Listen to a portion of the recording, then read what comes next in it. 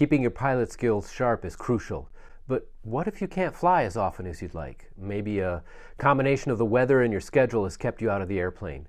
Perhaps your airplane has been down for maintenance, or maybe you completed your flight training and you're just waiting for a check ride date. There are many reasons why you might not be flying as often as you should. But what if I told you there's a way to hone and keep your skills razor sharp without spending a dime? The practices I'm recommending have been used by the military and professional pilots for years because they're not only effective, but they're also low cost. In fact, I know they'll work for everybody because I had a student that used these practices because he couldn't make it to the airport as often as he'd like, and he was on a budget. Ben not only passed his check ride, but the DPE congratulated both of us because, and I quote, "This was perhaps the best check ride that I've seen in over a year." Unfortunately, as powerful as they are, I'm seeing fewer and fewer pilots and students use them. I'm not sure why, but I'd like to change that.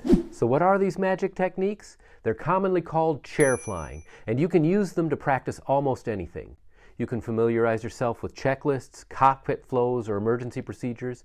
You can practice takeoff and landing procedures, ground reference maneuvers, or pattern entries.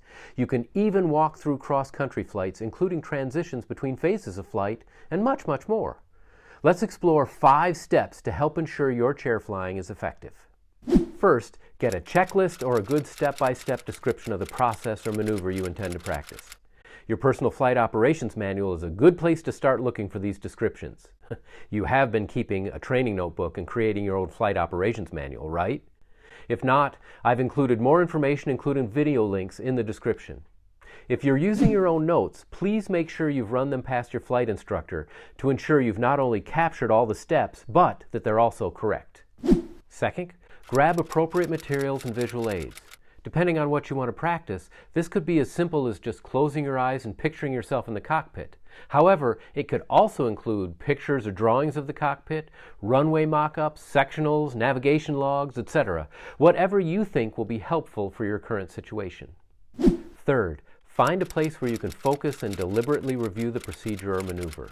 Say each step out loud as if you were teaching it to someone else. Imagine yourself doing the action. Physically pretend to flip the switch, move the throttle or the stick or the yoke, dial the radio, click the button. The more interactive and real you make it, the more effective it will be. If you stumble and need to refer to a checklist or step-by-step description, do so. If you miss something, back up and fix it. Go slowly at first. At the beginning, the goal is to be correct and accurate, not fast or smooth.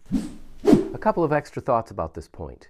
We call it chair flying because many folks do these exercises sitting in a chair. However, don't limit yourself. As long as you're able to focus, you can practice sitting, standing, lying down, or even moving around. In fact, I've pretended to be the airplane and walked through maneuvers using wall hangings as horizon points or carpet patterns to represent ground reference points. I've created hand-drawn runways and placed them on the ground to help me walk through landing procedures or other maneuvers. Aerobatic pilots like Michael Goulian physically flow through their routines before each flight. This not only helps them get their head in the game, but it allows them to practice their skills and timing and memorize the sequence without burning a single drop of 100 low lead. The point is that chair flying can take many forms. Be creative. Use whatever allows you to work through the process with the most focus in the most detail. Fourth, just like a lesson, debrief each session. Identify and fix any rough spots. Be specific and be picky. Mentally give yourself a high five or a pat on the back for things that went well, and suggest and write down things you'll do differently the next time. Fifth, repeat, repeat, and repeat. Use these techniques before each lesson to brush up on maneuvers you flew last time and solidify the procedures. Chair fly after each lesson to lock in what went well and to work through suggestions made by your instructor. Chair fly anytime you have a few minutes of downtime, and definitely chair fly anytime you can't fly due to weather, maintenance, or any other reason. It doesn't cost anything, and the more focused practice you have, the faster you'll learn and the better you'll be. I mean, if pilots of this caliber do this to accomplish this, then surely you can do this to improve your skills.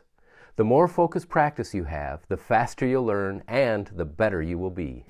Now I'd like to ask you for 3 things. First, use the comments section to let me know if you chair fly, and if you do, what do you practice? Second, if this video was helpful, hit the thumbs up and subscribe. If it was really helpful, leave a tip using Buy Me a Coffee. The link is in the description. Third, watch this video next. I'd like to take a moment to thank Michael Goulian and his team for the use of their video clips. I'd also like to take a moment to thank you for watching. So fly safely, and I will see you next time.